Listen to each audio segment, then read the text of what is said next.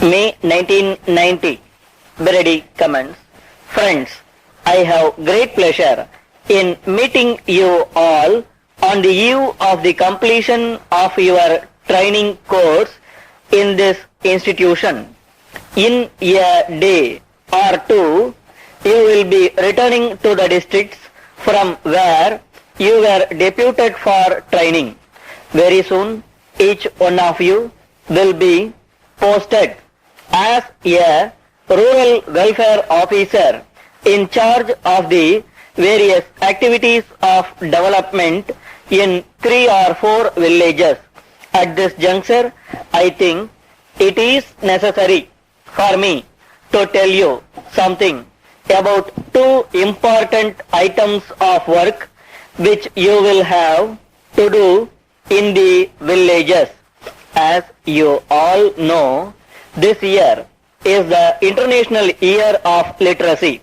Therefore, your first and foremost task is to see that no child of the school-going age is kept away from the school for various reasons. Some parents may not be willing to send their children to school even at the age of 7. Perhaps they may not be aware of the fact that the classes in the first 2 standards in primary schools are handled only by women teachers. You should meet such parents and persuade them to send the children to school. You can rely upon the cooperation of the school teacher also in the matter. If you are able to convince a mother that her child will be looked after properly during school hours, she will have no hesitation in sending the child to the school. During the course of your visits to the villages, you may come across grown-up persons who have not learnt to read or write. Some of them may not like to attend the adult education centers.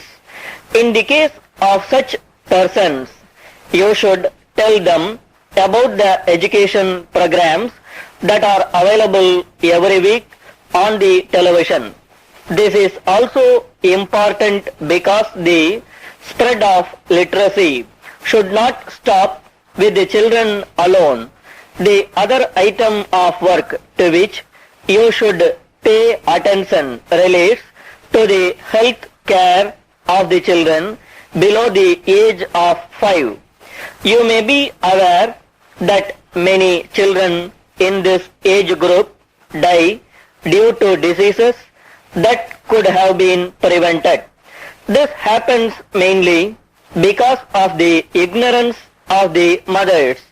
You know that there is a vaccine which can protect a child from as many as 3 diseases if given at regular intervals.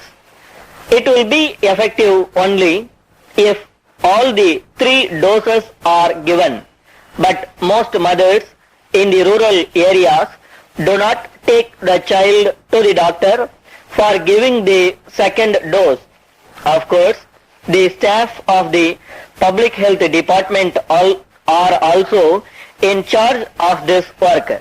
But since you will be in closer touch with the people in the villages, you should take up the responsibility of properly educating the mothers in this regard. I am sure that you will keep in mind all that I have said now.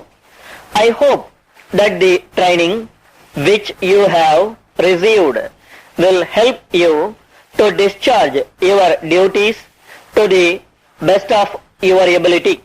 Letter dated 20th May 1980 from Raman Agencies Madras to Messrs. John Industries Salem. Dear Sirs, we have great pleasure in informing you that we have taken up sales of two-wheelers of a special type which has been introduced in the market recently. One of the attractive features of the vehicle is that it need not be registered with the transport authorities and the person using it need not have a driving license.